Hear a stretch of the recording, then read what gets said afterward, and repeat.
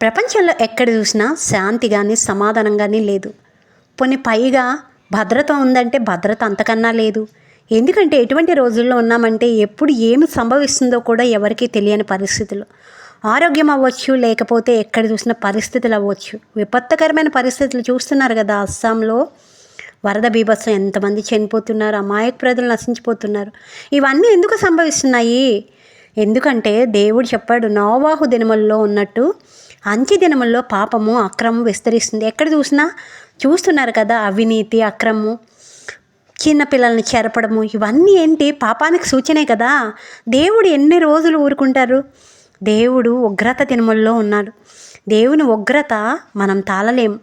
దేవుడి కృప నిరంతరం ఉంటుంది. కానీ ఇలాంటి పరిస్థితులు అంత్య దినముల్లోనే చూస్తాం. ఎందుకంటే దేవుడు ఆల్రెడీ బైబిల్లో లిఖింపజేశాడు.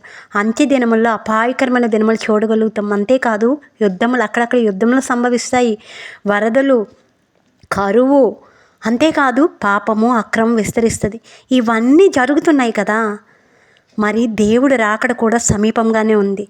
నిజమే కదా. మరి ఏమంటారు?